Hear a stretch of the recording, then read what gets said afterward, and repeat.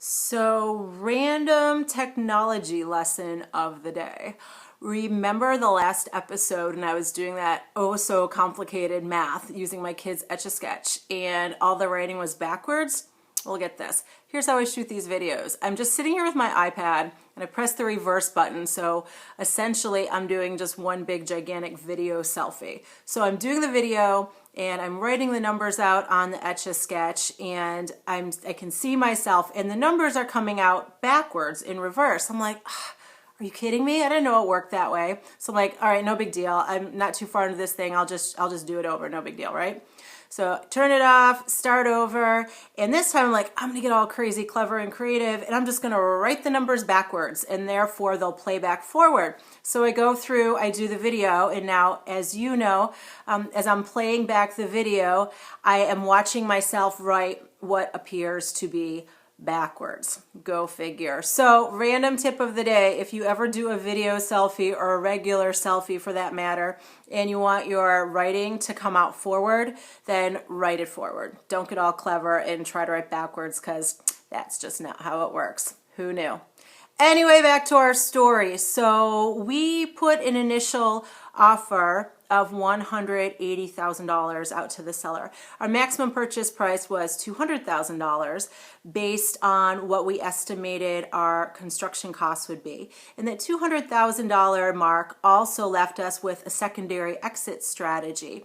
You see, if for whatever reason it turned out that this property wouldn't work for our personal residence, sticking with that number would enable us to rehab and resell the property and still make a reasonable profit. So with that 200,000 number in mind, we put out an initial offer of $180,000 and the initial asking price from the seller was $250,000. Well, it turns out that the seller was a pretty darn good negotiator herself. She went on to let me know that she was one of 6 other siblings. They lived all over the country and had all different opinions about this whole situation. But a couple of them had met with a realtor who was able to show them a lot of comps around the area.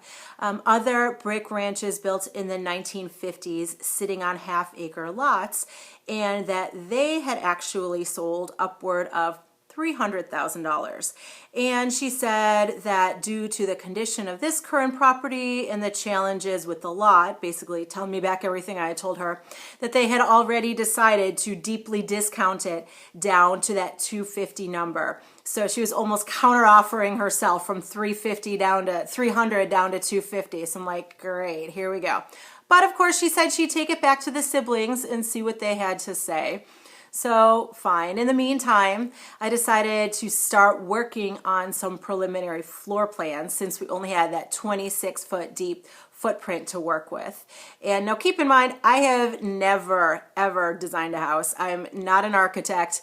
I'm pretty good in existing houses with knocking down walls and figuring out how to reconfigure spaces and make open concept floor plans and so on and so forth. But I was just kind of winging it here. So here's what that first floor plan looked like. I have a copy of it on my laptop, okay? I'm going to put that on the blog so you can dig into it and see how kind of ludicrous it is in retrospect. But so we waited and waited while I was drawing that, and the next day she comes back and says, well, I have some good news for you. I was able to convince my siblings that since we do want a quick sale and we're really not into doing all this extra work to get this property on the market, and if we sold it to you, we would not have to pay realtor fees, that they are willing to come down a bit to $225,000. I'm like, okay. Well, that's certainly, we're still, pretty far apart, but I'm sitting here thinking, well, if you're saying 225, we're going to get you down to 200. You made a big leap there, so there is some hope.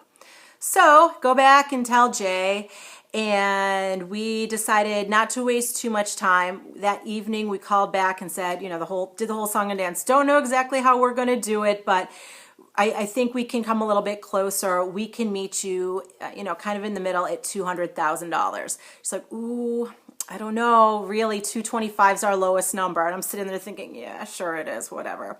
So she said, of course, she would go back again and tell her siblings about it, and we waited.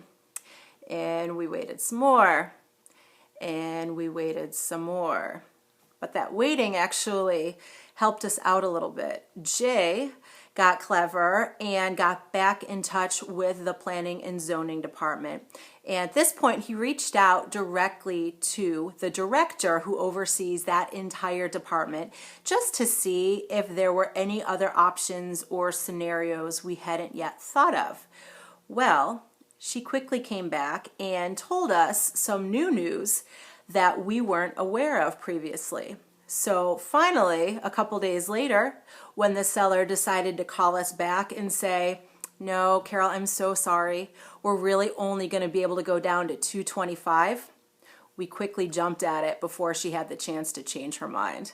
So come back next time. I'll let you know why 225 was a number that was going to work out just fine. And in the meantime, I hope you have an absolutely wonderful day. See you soon.